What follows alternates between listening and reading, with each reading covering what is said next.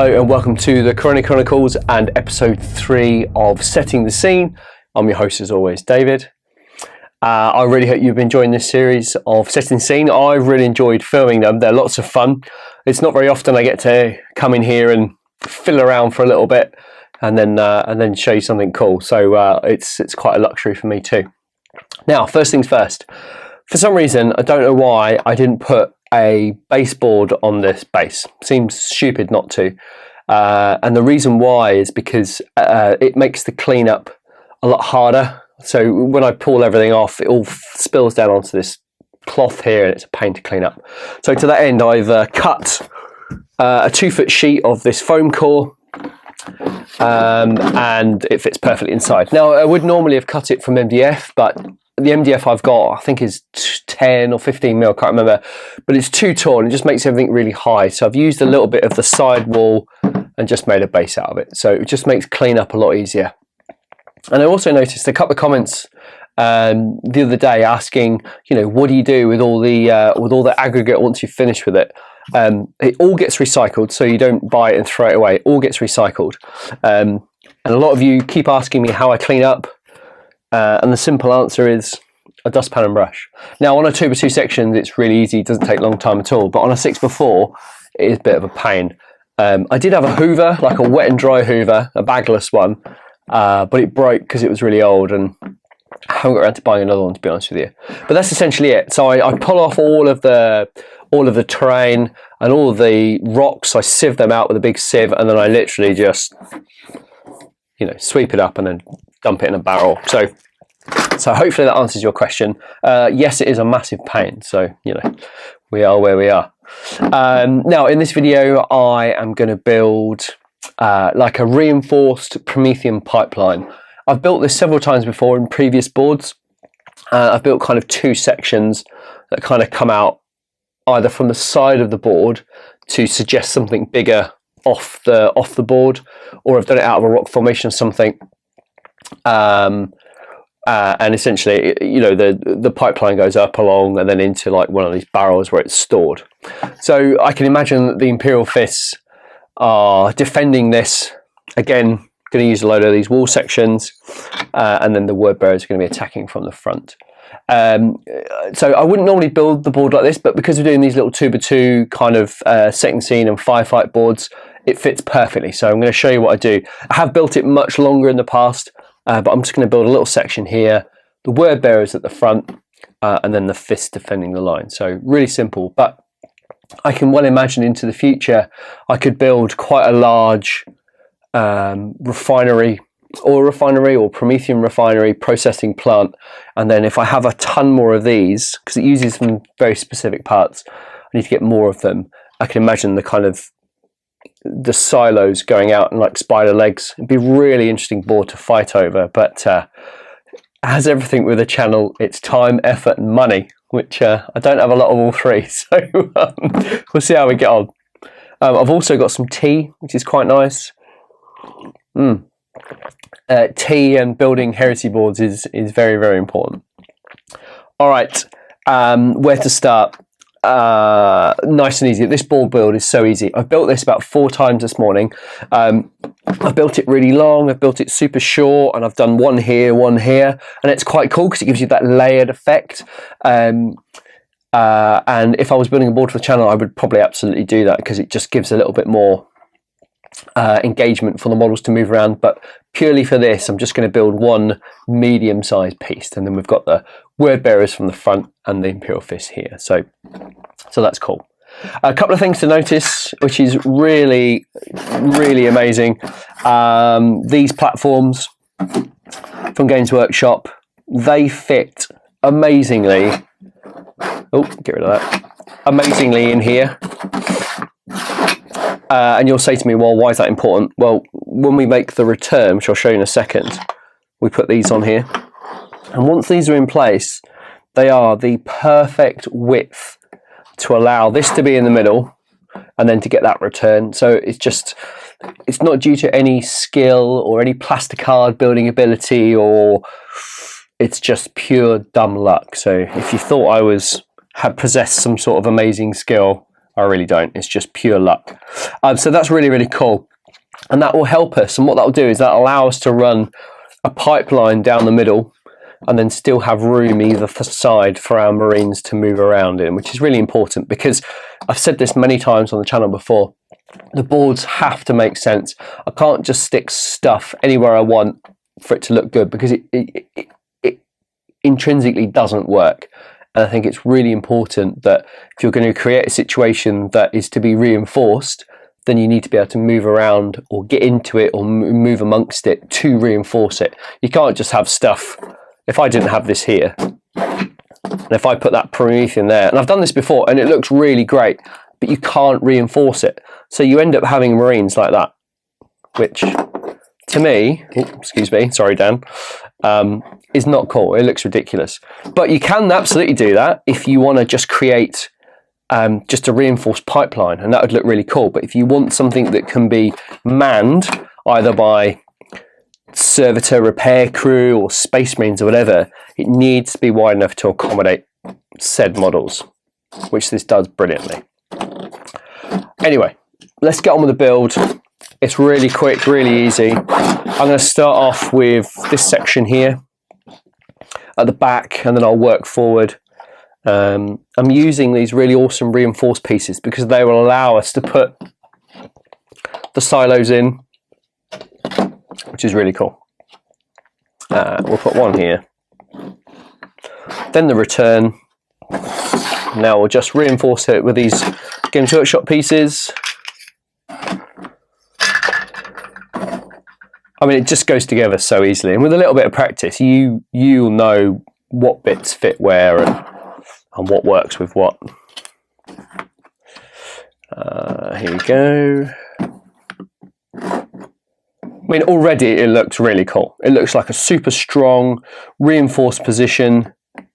Looks awesome. All right, now there is a big gap here, but we're not worried about the gap because it's going to be filled by that. And then we're going to have another one here. Bomb. Sorry, I'm just fiddling here. Now, there's a couple of ways we can go. I want this to be quite low level, but if you wanted height, you could use these like so. And that would look really cool. For me, they're a bit too close though. And I think in an ideal world, I would have 2 of these before this bit. And I did do that earlier. All I did was I just added some extra pieces, but I angled it that way, which looked really cool. But what you really need is you need another set of those. So you go 1, a D section, we'll call that, 2 D section, 2 D section, so it mirrors. And then what that does, it looks a lot better because they'll be spaced like that, or you can space it between 1. So I don't have any more of these. I've only got 2.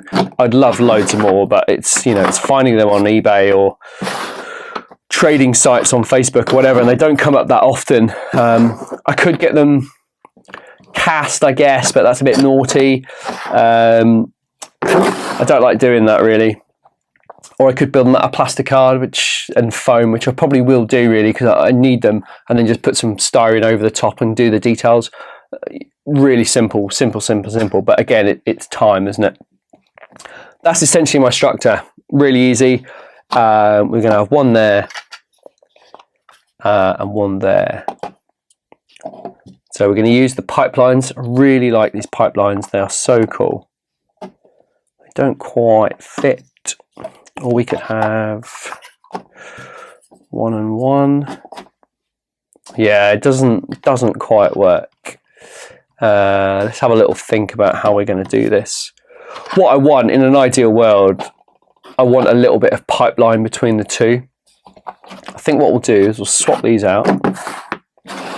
See what that looks like. I want them to connect because to me, that tells a better story. Yeah, that works. Look at that. Kind of. What we got? What we could do, we could use these damaged sections and just put them between, so it looks like the pipe has been destroyed between the 2 sections. Oh, I don't have another one. That's all right. We can just do that. If anything, that probably works a little bit better because it allows the Marines to move through. So rather than difficult terrain, moving through all the time. Yeah, I kind of like that. That's cool. The other option is you don't use that piece and you just use that. And then you can either dump it in the bottom like that, or you can do it like it's a broken pipeline. Whichever way, it doesn't really matter. To jazz it up, you can put these vents on it, which I really like. They're very cool. You could do that, I guess. It doesn't quite sit for me. Yeah, it doesn't work. But I really like this one here. Can pop that there. Pop that there and pop that there. Yeah, I think that looks all right. Then again, we've got another topper here. We're just creating some height, just a little bit of drama, and then I can imagine 20 Marines will fit in there really easily. Now I'm going to knock these off, I know I am, so I'm just going to take them off for now. You could experiment with this piece here, if you wanted to. It does look really cool. Now for me, you've got a big one and a little one. That doesn't quite work, so what I might be inclined to do is to do that. And then either put a broken section on or one that goes into the ground. I don't think it really matters, if I'm honest with you. I think that looks all right. Yeah, I'm quite happy. I'm going to put that back on, but I'll do it in a second once I've finished. So we've got a bit of height. I'm going to go even higher. And then we've got this bit here. No, I'm not going to do any more. I was going to do some more, but I'm not going to. I've got a couple of barrels, which I might put here just to dress the board a little bit. We'll blend them in a little bit later on with the aggregate.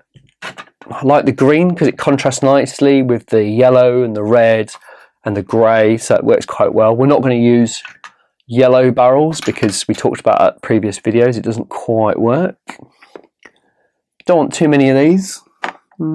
Maybe there, maybe in here. I don't know, we'll work at that later. Now, to dress the foreground, what I would normally do is I would put a ton of slate down, quite big slate, and then I would fill the gaps with aggregate.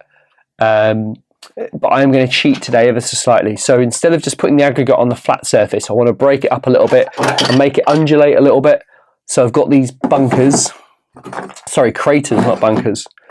And I'm going to fill the entire board as much as I can with these. Now, because I've also got a small space, I can easily fit it. But if I was doing a 6x4, you would need tons of slate, like a couple of bags. But because we've got a small board, I'm just going to use this. And I'm going to completely cover these over with the aggregate and not show the craters, but it will just give us some undulating ground, which I think is really important.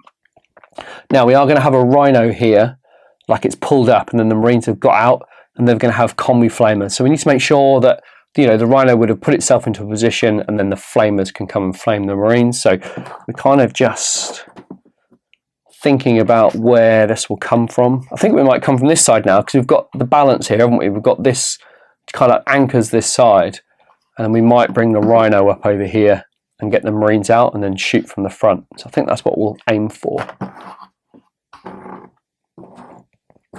Cool, I like that. That's cool. So I have got a ton of parts here, but I'm not going to use half of them. We could use this little computer console that comes with it, so maybe we can put that in between the... Oh yeah, look at that. That's cool. So now that tells me that that computer controls the vent, which, you know, gets rid of excess gas or vents flame from it or whatever. So I like that. So I can imagine a little servitor standing there and operating the valve which vents all the stuff out of. So that's kind of cool. I've got a ton of extra stuff here which I used to kind of experiment building the board before I filmed the final result. I was going to put that in the corner here and then have this going off at an angle, but there was just too many colours involved. So that's the reason why I left it off in the end. And I tried building lots of different variations, but again, I thought simplicity was key. So we settled on this really simple design. All right, so the next thing to do is super easy. We're just going to get our aggregate and we are going to just dump it onto the board. Now, obviously, that's not going to be enough. So, secreted out the back here, I have a whole bucket. It's really easy. And I'm just going to pour that on there. I think that's going to be enough.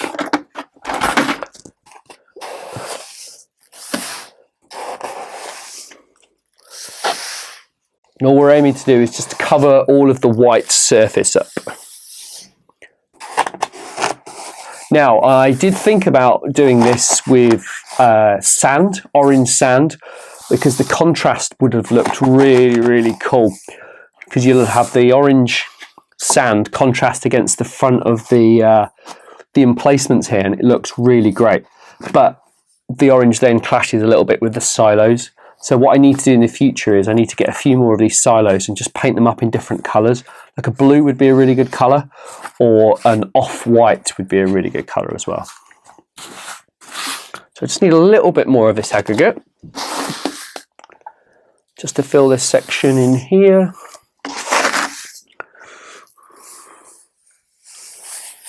Right, that's that. Oh, just a tiny bit at the front. I appreciate you can't see the direct front, but I can see it, so it matters. All right, and now you can see that that ground is undulating ever so slightly, which I think looks great. And we're going to push it up. We don't want it to go too high against the defence bunkers.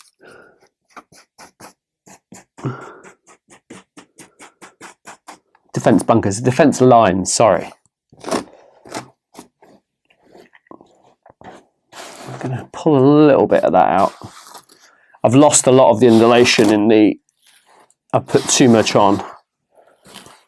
There we go, that's a little bit better. It does work a lot better with the rock, but I didn't want it to be too dramatic for this one. So that works. Now, does look really boring, so we're going to jazz it up with my old friend some slate, and I'm literally just going to cover it. If you've ever worked in a pizza shop putting toppings on pizza, it's pretty much the same method. Which I did when I was at college years ago when I was 17. I'm just going to cover some of it up. I don't want too much showing because it just looks too much. But that's pretty good. And I'm just going to give it some extra texture with this, with the larger grade stuff. You've seen me do this before. This is nothing new. Just going to pop a little bit here. You can't see this back bit, so I'm not too worried about it. Yeah, I mean, for me, broken ground looks great. So, as much as I hate to say it, that is it. But if you can imagine a much larger board, a 6x4 board with, 3 foot of this kind of reinforced line, or a couple intersecting each other, it makes for a really interesting battlefield, particularly if you kind of layer them up, or if you use the side of the board to one side and kind of do them in different lengths.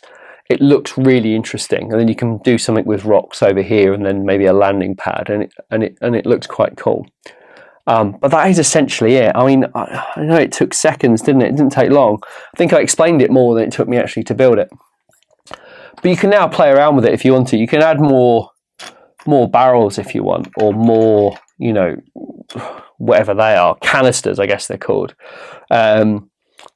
But I'm not going to go any further. I'm going to pop this little chap back on top, because I think that looks pretty cool. And now we are going to stick our Imperial Fists behind the defence lines, so they're capturing their objective and holding the Promethean line from the word bearers, raiding their position. God, 20 Marines take so long to pop down on the board, don't they? I'm going to try and get them all in as much as possible. If you put them in kind of a staggered formation, they look quite good. Imperial Fist Sergeant, we'll put him second rank back. Don't want to expose him too early, but the Artificer armour may come in handy later on when we've got flamers firing on them.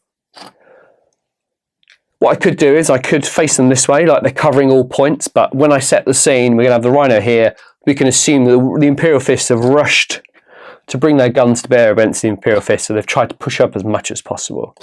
So I think that looks really cool. I've got my Rhino here, equipped with a multi-misser and a combi bolter.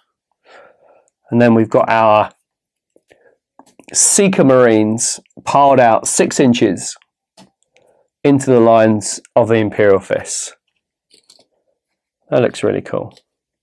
Now, I know what you're going to say to me, David, you've got a huge area here. It's missing something. Yep, you're absolutely right. It is missing something. It's missing my old friend, the container. Oh, I love this. It's the best piece of terrain ever.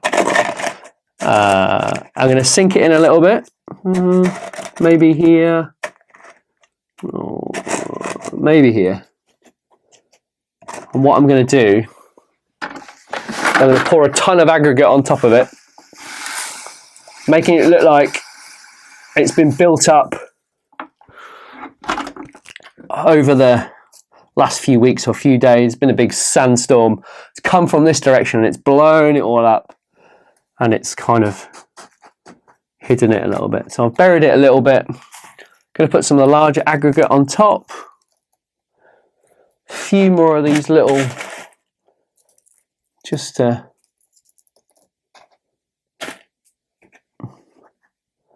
yeah, that looks good. What I might do is I might just dig away this side here, like so. Can't quite see the camera from here, but I think that looks all right. It kind of sets the scene a little bit more, kind of fills this gap over a little bit. I might just scooch it over a touch. It's the beauty with this, I'm going to coin a phrase here, live battlefield, because you can put it down before your game and then you can just fiddle with it until you're happy. And it's such an advantage. And I appreciate you'll say to me, well, if I've just got a fat mat or a Realm of Battle board, I can do that anyway. Yeah, you can, 100%. But this, you can just, you can move it, mold it in a little bit, or, if you need a bit more cover, instead of just plonking a crate down or something down, you can, like I've just done here, you can brush it up and it just makes it a little bit more believable. And then what it does is it triples the footprint of that item. So if you built a drift here like I have, it's 3 times the size of some crates. So now you've just instantly told a story and tripled the footprint of that terrain. And you could easily get a Rhino hidden behind that. You could easily partially obscure a Sakaran or a Spartan. But conversely as well is, I don't see why a Rhino, if you excuse me, would come up here and then come down there. I don't see why they couldn't do that, or at least come over the burr like that. Or we can get a Contemptor running through here, taking cover as he advances through, or even a Marine unit. So I think it works really well. Anyway, I'm not going to go on anymore. I'm done. This is super quick, super easy. And I really hope you found it interesting. Now, if you've got any additional questions, please put them in comments below and I'll address them at the end of month roundup. And you can obviously find the channel on Instagram. It's just at the 30k channel. Any direct questions, David at the30kchannel.com. I'll be happy to answer them. Thank you so much for watching. I really hope you've enjoyed this.